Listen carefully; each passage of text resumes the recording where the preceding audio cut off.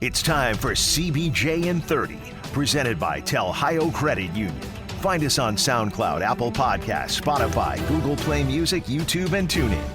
The easiest thing to do is tell Alexa or Siri to play CBJ in 30. Here's your host, Bob McElligott.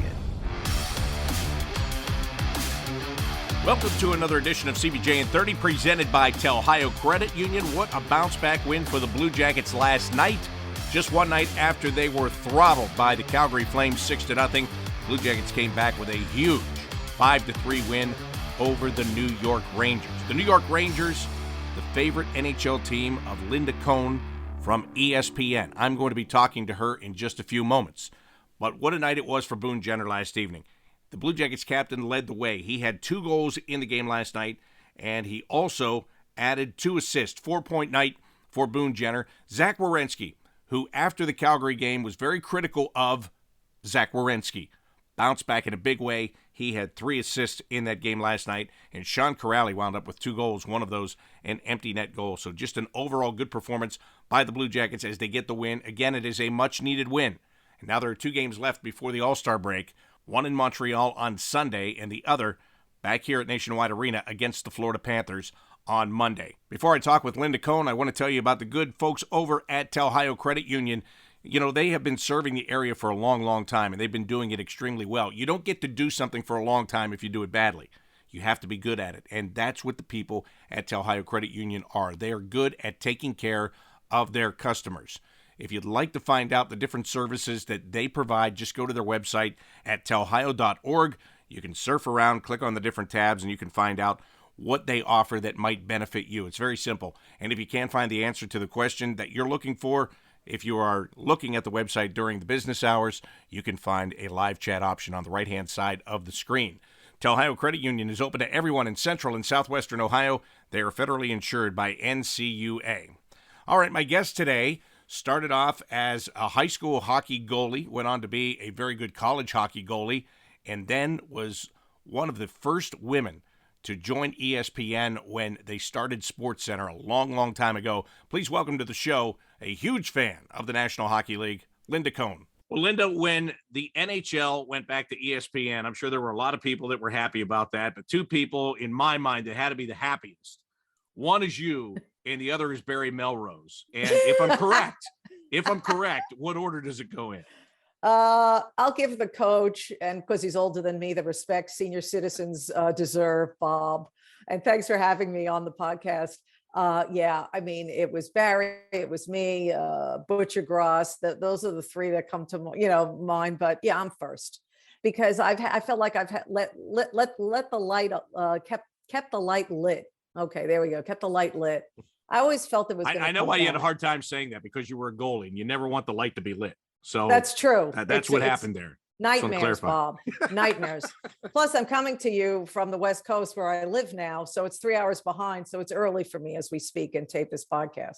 So I'll give that. That's okay. Now I'm done with excuses. And I almost got hit by the puck when I was in between the benches the other night in Seattle when Nashville was in town. So that has something to do with it too. I still got my reflexes. I was still ready. We could tell that story later. I told it on my podcast with Emily Kaplan in the crease. But anyway, what was the question, Bob? Yes, we love the fact that the NHL is back on ESPN. Listen, it's been a long time, but I just held out hope, Bob. I mean, it's the greatest sport in the world. And ESPN, thanks to Jimmy Pitaro, the worldwide leader, he was always a hockey fan, grew up a Rangers fan. And that was like one of his first goals when he took this role, is to bring the NHL back to ESPN, and he succeeded. And it's been fun because honestly, Bob, and I've been saying this before to a lot of other people, the fact that at my stage of the game, being in this business as long as I have, to think that it was like a rebirth for me to have opportunities to do things I never thought I would, like going between the benches for games in an NHL game. Never thought I would have that opportunity, and I never would have that chance to do that if it wasn't for the NHL coming back to ESPN. So I'm glad Gary Bettman and Jimmy Pitaro worked the whole thing out. So me, not that it's about me, Bob, but me can have new experiences that I've always dreamed about taking part in. Hey, there's nothing wrong with that, Linda. And also, as you were talking about, not only has the game changed since it used to be on ESPN, but everything has changed. The media has changed. with ESPN Plus having all of the exclusive Yeah. games that they have. And you're talking about your podcast In the Crease with Emily Kaplan. I mean, podcast back when the NHL was on ESPN the first time around, it was pretty much, hey, the game's on ESPN, and when the game's over, you're going to Sports Center, and that's the end of it. But now Right. it lives all day long.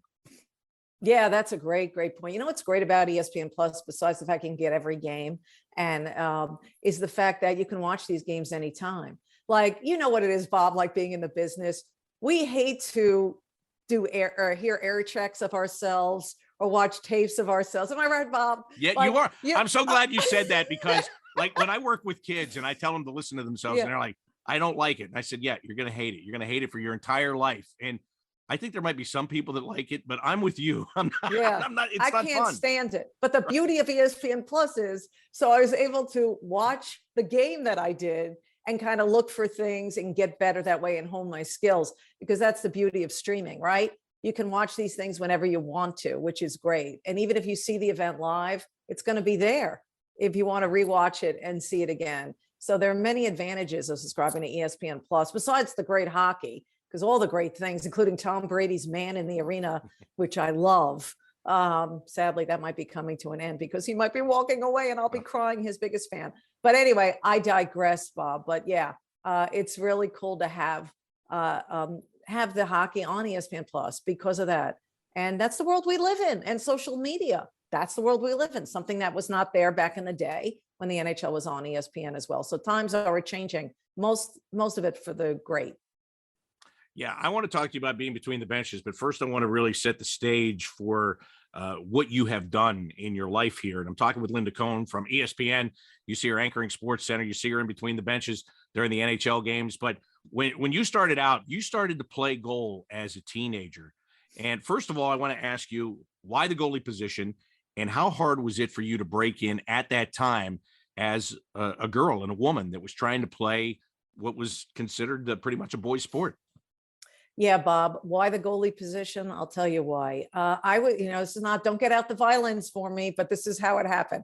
First of all, I love the game of hockey because of my dad, no longer with us, but he lived and died with the Rangers. I learned some great curse words because of the New York Rangers back in the day, watching them. But it was great to bond with my dad over the Rangers and other sports as well. The Giants and the Rangers were our two big things, big sport, big teams growing up. Of course, I grew up on Long Island in New York. And yeah, I was a Rangers fan on Long Island. Sorry, Islander fan base. Yeah, how does that work?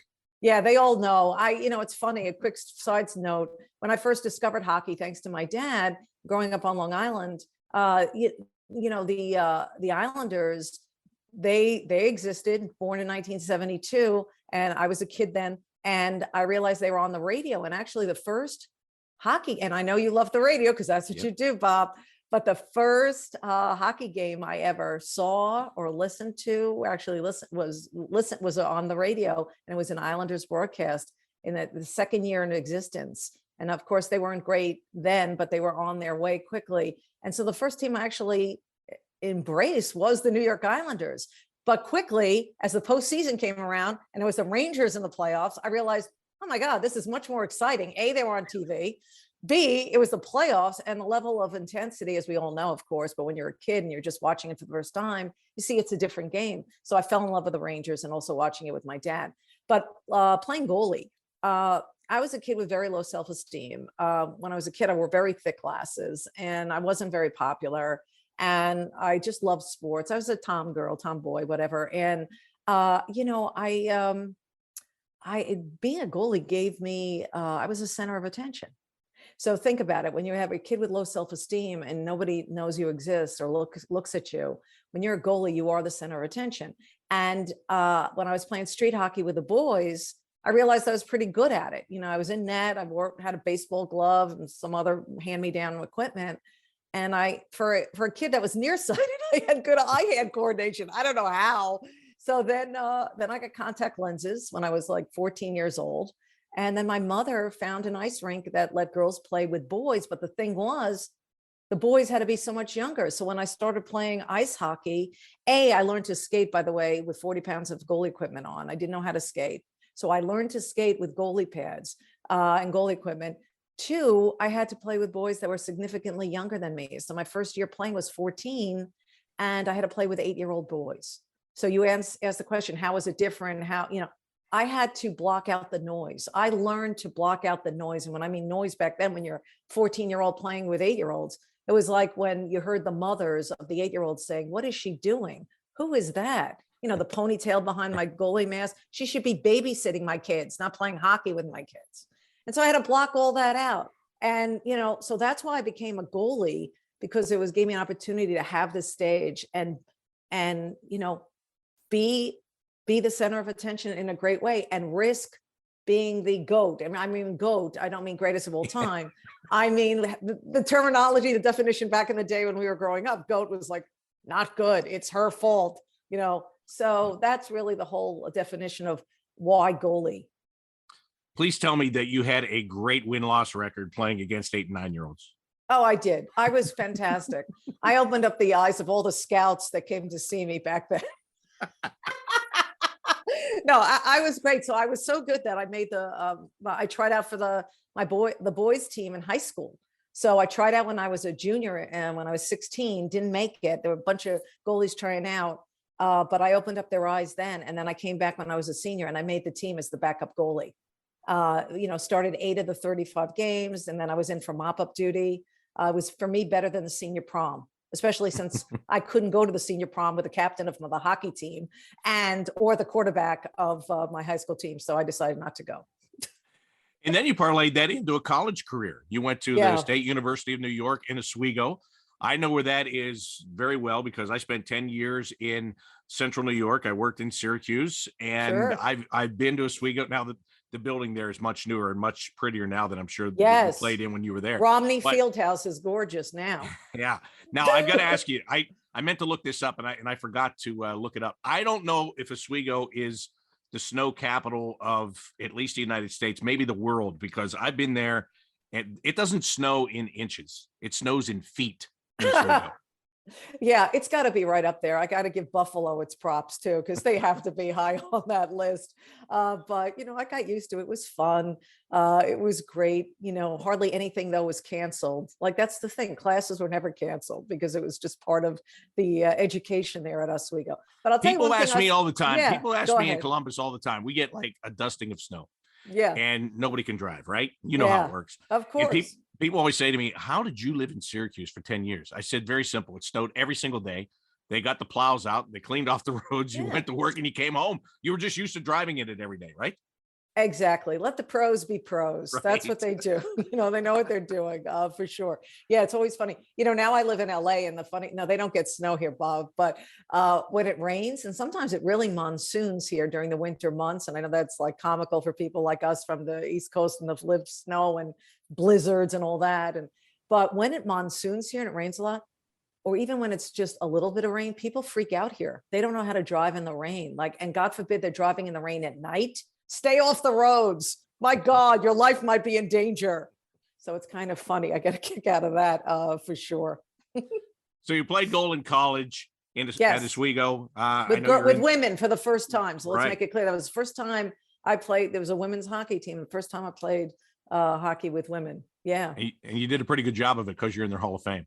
Yeah, no, that worked out well. I had good teammates around me, but no, it was a fantastic experience. For sure. And it was before the boom of women's hockey, Bob, right? I mean, it was prehistoric. I don't mind it. I can say it, but I was so glad I had that opportunity to play on a women's team. But now it's just so satisfying and gratifying to see in the decades that followed all these incredible, talented women who play the game, grew up watching their favorite teams, probably with their dad or their mom or both, fell in love with the game and decided, you know what? I don't want to figure skate. Mom and dad buy me those hockey skates. And sometimes mom and dad buy me those goalie skates. They're the coolest looking things I've ever seen. Yeah. They're the most expensive things I've ever seen too. Right? All the equipment. You speak like you have experience in that, buying that. Oh yeah. I had, when my oldest son was coming up through high school and playing it, designing your own equipment, which he never got, fun. He got pretty good at it. He got pretty good at getting on eBay or getting on other sites and finding something that he liked that was in good shape that he was getting for a reasonable price. So I really appreciated that from him, but that never stopped him from making his own goalie equipment and saying, "Hey, what do you think of this?" And I'd look at the price and I'd say, "Looks great on paper. Let's just leave it on paper." Yeah, it's great on paper. So, Linda, where'd the broadcast angle come in during college? I imagine, right? Yeah, it did. Because, at that time I was thinking, all right, so I can't be a professional hockey player. That's out. So I need some backup plans. And what is the best opportunity for me to stay in touch with something that makes me feel great, right? That filled that void. And, which we talked about earlier, hockey and all of that make me, and it was something I knew. And it wasn't a new language to me. It was a natural, everything about the game, because I played it, followed it, watched so many games growing up. So, I wasn't a great writer. I mean, I'll be honest with you. Sentence fragments. I once did a paper, an intro to journalism in my freshman year. I got a D, and the professor wrote sentence fragments. I still to this day don't know what I did wrong and don't know what that is. So I knew writing, for journalism purposes was out. I wrote a book once called Cohn, a no holds barred account of breaking into the boys club, but I wrote it like I talk, like I'm talking to you. So no journalism needed. So broadcasting was easier for me. And I just figured, I'd always have a backup plan, right? Bob, if this didn't work out, then maybe I would go into PR, for a team. I just wanted to make sure I was following a dream. And as they say, what's that old cliche, right? I don't want to work for a living, right? I would do something that I love. If I can get away with doing that, that's a win. I agree. I mean, when I got into this, it was, let's see how long I can do this. And Yeah. like you said, you're wondering what the backup plan is. And I know for me, when I was in the minor leagues and you're there for a long time, you start to question, am I ever going to get an opportunity to get to the major leagues in whatever sport it is? And you don't know, but you're still like, well, I don't want to think of something else. I want to continue to do this. And how did you keep going? You were in the minors doing it a while. How did you keep your spirits up and keep believing? I'll be honest with you. I really always thought that there was going to be an opportunity here in Columbus. And I started this as a baseball guy. Like, my dream was to do Major League Baseball. And my first job in professional sports, my first job in professional sports was a mascot for the Johnstown Chiefs in the East Coast Hockey League. That's how I broke into pro sports. I love mascots. But, yeah, you've done a lot of commercials with them. This is They're Sports Center always the commercials. best. Yeah, go ahead. Continue your story. But then, yeah, I got into baseball, and I kind of fell into hockey as, it just kind of happened.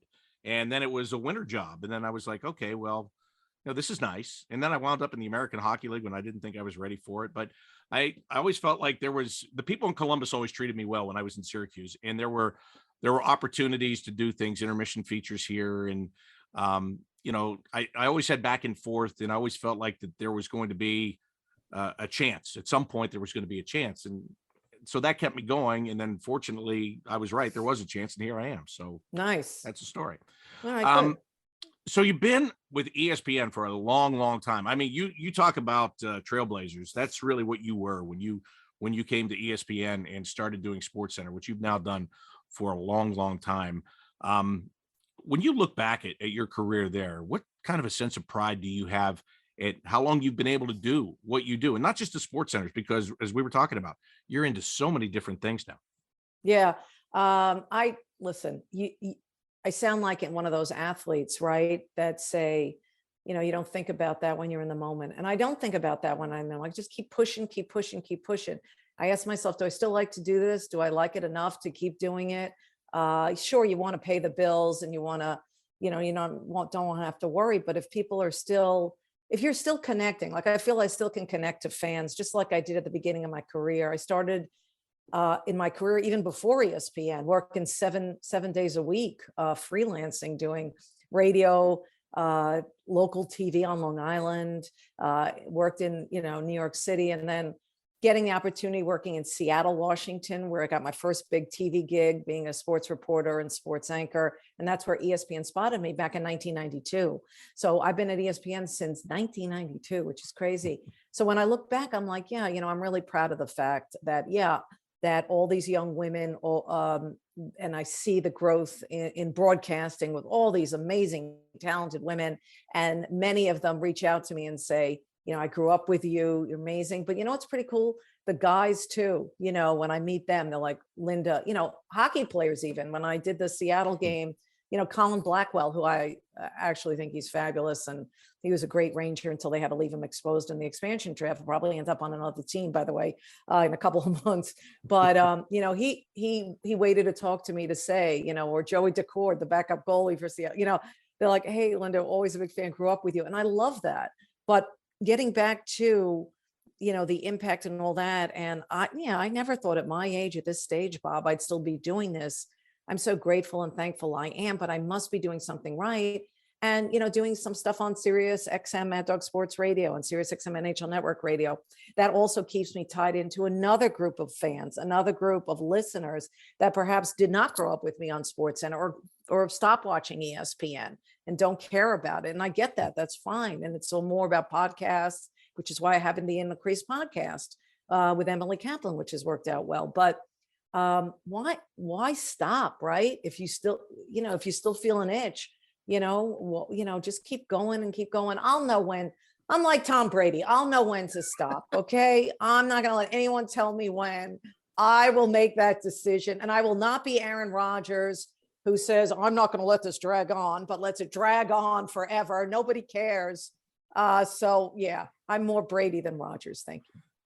Talking with Linda Cohn of ESPN. One of my favorite stories was back, I think it was 2015, when the Florida Panthers were looking for a practice goalie, and they basically had open auditions for a quote unquote backup goalie position. Right. And you went in and you auditioned for that. And of course you made a good feature out of it for ESPN and all of that stuff. But what was that like for you? I mean, we've just talked about, you started playing against 8 and 9-year-olds. You finally get on your high school team, you play in college, and all of a sudden you're in a National Hockey League arena, you're dressed in the gear, and you're facing shots from NHL players. What was that like?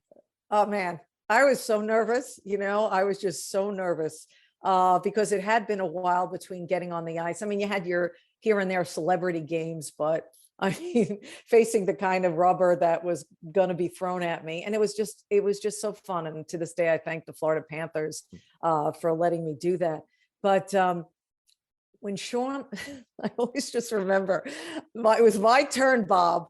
The first shot I faced was from Sean Thornton, and he whistled the first shot I faced right by my ear. And of course, it went in the net. I couldn't even get my glove up fast enough. Went right by my ear in the top corner. And I'm like, all right, take a deep breath. And so then, honestly, there was a mixture. After Sean, he would be in the rotation, be all kinds of shooters. So I don't want to say, but I did stop the next 10 shots from like a myriad of all different levels of shooters. And at that, I was really proud of that. But I'll always remember the first by Sean Thornton whistling by my ear. He's like, all right, Linda, you want to be here? Here you go. But it was all in fun. But it was really great. I'm so thankful for that opportunity. Yeah, it's a different world, Bob, when you're down on that ice and you're facing that kind of that level of shot making. So now to bring it all the way back to you between the benches, and you said earlier, you still have your reflexes. You got out of the way. Yeah. You're not supposed to get out of the way as a goalie. I mean, did you have was any part of you thinking about, I got to reach the hand out there and grab this thing? No way. I had no piece of my equipment on. Come on, Bob. Are you kidding me? No way. I had the broadcasting uniform on, not the 40 pounds of equipment protecting my body. So yeah, this one went whistling right in front of me. And it was funny. I think it was Colin Blackwell who told me, did Alexander Carrier apologize, of Nashville? Because he did it. I saw him do it. I go, I don't know. They all actually were really nice. Few of the Predators were like, they're making jokes and then through the glass, because you're really protected now. But anyway, the puck went right by me, hit the inner glass that protects the Predators, that side of the bench. And the puck dropped to my feet. I didn't miss a beat. I just picked up the puck. Fans were behind me, threw the puck over to a fan, right?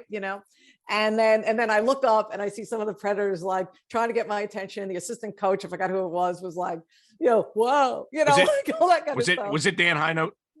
I don't know who it was. I couldn't tell. Because Dan Highnote and Todd Richards are both there, and they both were with the Blue Jackets. So okay, I know definitely was not Todd Richards because I know him. Dan Highnote's the kind of guy that would be trying to get your attention. Then it must have been him. It must have been him. And then, of course, a couple of them were like, he's like, are you okay? And then, of course, like, a couple of Kraken players wanted to make sure. And then one of the officials came by a bit later. And I said, I'm okay. I'm a goalie. I was ready. I know when to, look the other way or let my defenseman, which in this case was the glass. Don't worry about it. Don't touch it. No, but here's what a goalie does. She follows the puck, which is what I did, which is why I got the hell out of the way. You can still track it. You can still track it, Linda. Can still track it, Bob. Even this nearsighted girl can still track the puck. What do you think about Seattle? We were there a couple of weeks ago. I was really impressed. The building's great. Yeah. The building's great, right?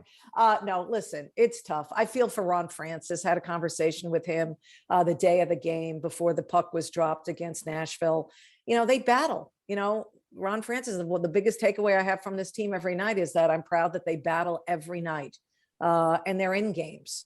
There was a lot of adversity, but Francis was not using that as an excuse. Everyone has the COVID excuse, the schedule, the way it aligned because of COVID, who you're playing on your second of back-to-backs when the other team isn't playing a back-to-back.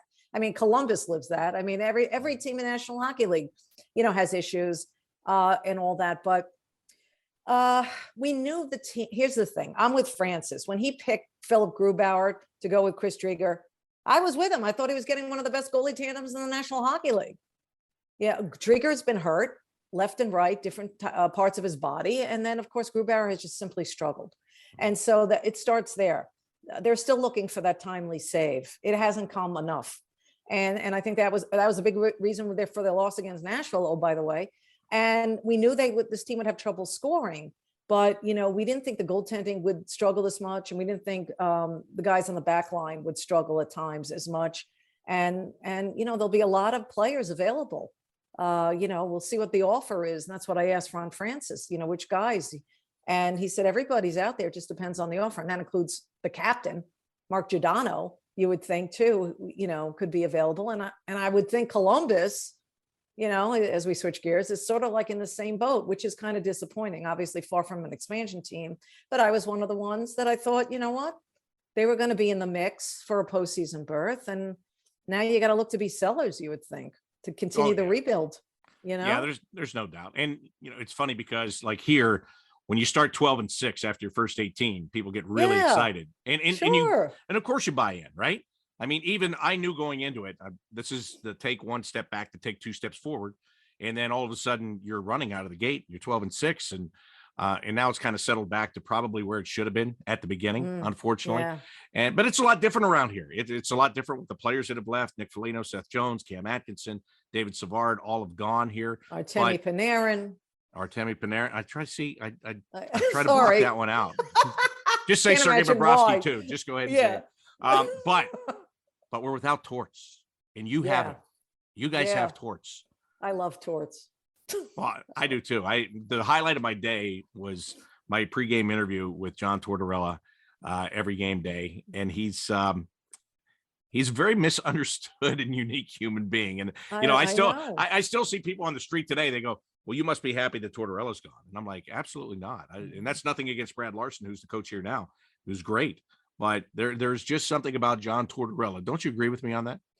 Yeah, I agree with you in so many ways. He'll always, especially from us who work in the media, he'll always give us something, right? It could be one statement, and that becomes the headline. That's all he needs to say is one statement, one line, and walk out of the press conference. And then you got a story.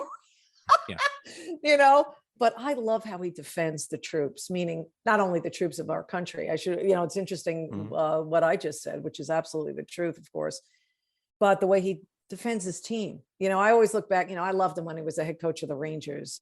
He got the most out of that young team. I feel he's still so great with the young players. I mean, he helped mold the Ryan McDonoughs, the Derek Stepans, just to name two, back in the JT Millers, all these kind of players. It was all Torts. But getting back to John Tortorella and what he brings, I just think he is misunderstood, and he will get another head coaching job. I don't know. I'm with you. I don't know what to say. I'm in the same camp. He does not realize how much media people like us, Bob, love him. He doesn't want to think about it. He doesn't acknowledge it. He doesn't. I texted him a couple of weeks ago and I asked him if he misses doing interviews with me more than talking about chicken parm, reading tweets about chicken parm. He said, I don't like either one of those things. So there you go. No. Yeah. Hey, Bob, each of those topics get kind of old quick. Exactly right. All right, Linda. So we're at the All-Star break basically here, getting to the All-Star break. Who do you like? Who do you think is the real deal right now in the National Hockey League? Are the Florida Panthers, are they real? Are they going to be able to take that next step? The Carolina Hurricanes, I'm talking about some of the players or the teams that we see a lot here. And then, before you get out west, we just saw Calgary this week and they looked tremendous too. So who do you like? Well, my preseason pick was Colorado, and I didn't pick them a year ago. I picked the Lightning, and they turned out to win their second in a row. So I think they're really gelling at the right time. I always worry about the goaltending, even though Darcy Kemper is playing well now, and they have Pavel Francouz backing him up, and they're both playing very well. So right there, Colorado is up in the elite, as is Tampa. I'm not counting out Tampa to three-peat. No. Anyone who thinks they're going to not with that goalie. Not with that goalie. You can't. Not with that goalie. He's the best. He's the best in the biz.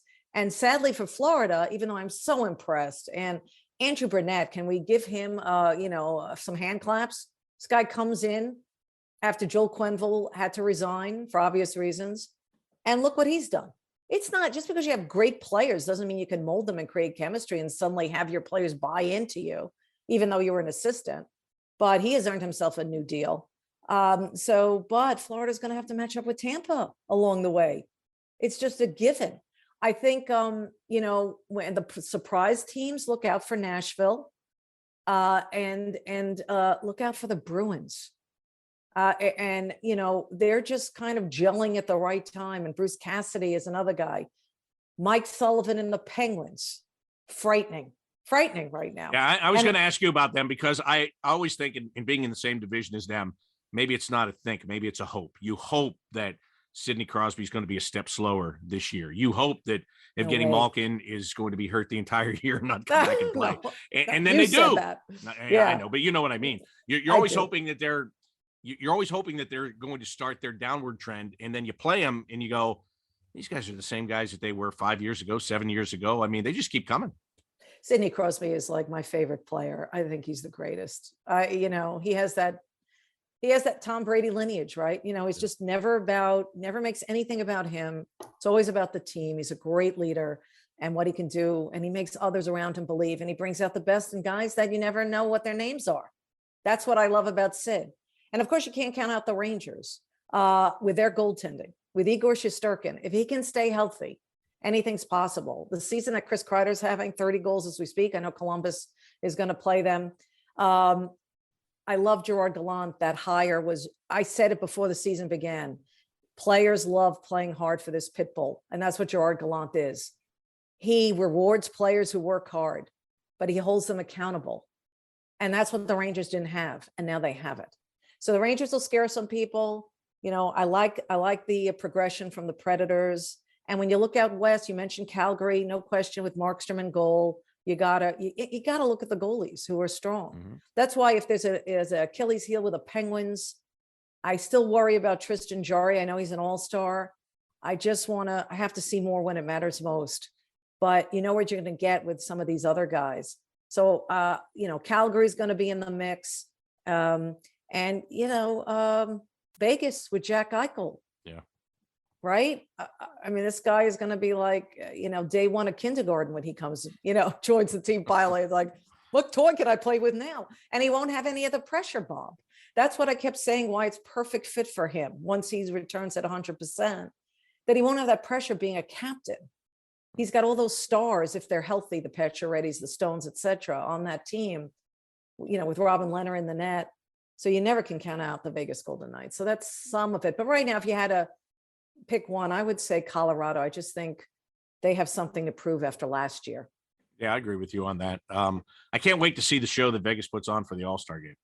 Yeah, I'll be there. I'm really excited. I wish I could just go there as a fan and still get paid. What are you going to do? What's your assignment in Vegas? I don't know yet. I'll find out Friday, actually, in a big Zoom call like this. There you go. Like a Zoom call, find out my role. I'll probably be, I don't know if I'll be between the benches in that one. I'd love to be in between the benches during the skills. If you said, Linda, what would you like to do? That's what I would like to do, because then I could be ice level to see all the tomfoolery, all the craziness with those guys where they're having fun with no pressure. Not that there's pressure in the actual game, but that's what I would love. Or I would love to be during the game down at ice level, because 3-on-3 hockey at ice level, unbelievable. It's lost. 3-on-3 hockey with the best players in the world. I mean, Yeah, the best that of too. the best players. That's in the right. world, right? That's right. That too. So that's what I like to do, but I'll probably end up in a hosting role, but I'm just glad I'm there. I don't care what it is. Whatever it is, I'll do. I'm happy. Do we get to see you at a Blue Jackets game, or are you pretty much West Coast right now? Now, great question. I'm probably just West Coast. I love Columbus. I love that city. I was talking about how Pittsburgh is a gem. That's what Columbus reminds me of. First of all, it's a great, we know about everything. It's well documented, great college town, great fans. I'm not just saying this because I'm with you and talking to the Blue Jackets audience. They know how I feel, but they're moving in the right direction. I want them to continue this rebuild. I want them to trade some of these, these other guys that are going to be wanted. I think we all know the names that other teams would love to have. If you want me to list them, I will. But I think you know them. We know who they are. Yes, they know who they are. Hopefully they're not counting down the days, Bob, but although we don't know. But you have to continue this rebuild. There's a lot of things that, for obvious reasons, the Blue Jackets have gone through. But once I know this because of their time in the postseason, when they're winning, those fans are one of the loudest bunches in the NHL. They're right up there with the top of the top when that team is winning and that place is full. And that cannon is going off. Cannon is going off. Did you ever get used to the cannon, Bob? Yeah, I get used to it. I know. I was just asked this. Somebody, when it's coming. Yeah, some guys in Calgary had me on the other day, and they asked me that question. Yeah. And I said, there's one time it goes off when there's not a goal scored, and I know exactly when it is. Ooh. And I love to look at the other broadcasters when they come in, because they usually forget, and when Montreal comes in and they have the French broadcast, it's usually in the booth right next to us, and they always forget. And I watch those guys jump off their chair, when that goes off. So that's great. Yeah, I've gotten used to it. I know when it is, but it's certainly something that makes Nationwide Arena exactly what it is. It makes the Blue Jackets what they are. So it's fun. No, it's definitely fun. Well, thank you for taking the time to catch up with me and with our fans. I love watching you on ESPN. Of course, you've got the In the Crease podcast with Emily Kaplan, who we've had on before, and she is terrific, a great insider for ESPN, and you can get that podcast wherever you find your favorite podcast, right, Linda? That's right. And also we have an incredible show, In the Crease, every hockey highlight all the time on ESPN Plus nightly after all the games are over. And then are you on what day of the week? And I'll be hosting that. What are you on with Sirius XM NHL Radio with Scott? And well, every Monday morning I'm on with Sirius XM NHL Network Radio at 10:30 Eastern Time with Scotty Lachlan and Mike Johnson. And then I hear you all the time if the days run together. I couldn't remember what actual day it was, because I was like, did we play yesterday? I can't. Yeah, because with the traveling, I mean, it's crazy. And then also I can be heard on Sirius XM Mad Dog Sports Radio as well, channel 82 at times, hosting for that one. So anyway, all good, all fun, all the time, talking sports, talking hockey, especially. All right, Linda, thank you so much. I really, really do appreciate it. Again, love your work, love everything you do, and I hope you enjoy yourself in Vegas, and I hope you get out there for the skills competition. Whatever you got to do, maybe just sneak out there. What the heck? Yeah, it won't be the first time I've snuck into someplace I shouldn't have been. Thank you, Linda. Thank you, Linda. I appreciate it. Thanks for having me. That is Linda Cohn, Sports Center anchor, and so much more. She was great. So happy to have her on today's show. The Blue Jackets are back in action on Sunday night. They play in Montreal. Game gets underway at 7 o'clock. Pre-game coverage will start at 6:30 on the Blue Jackets radio network and on Bally Sports Ohio. Again, the last road game before the All-Star break. The Blue Jackets will be right back on Monday at 7 o'clock at home in a back-to-back against the Florida Panthers. That will close out effectively what we call the first half leading into the All-Star break. That'll do it for today's edition of CBJ in 30, presented by Telhio Credit Union. Once again, thanks to Linda Cohn for being my guest, and thank you for being there as always. Until next time, I'm Bob McElligott saying so long.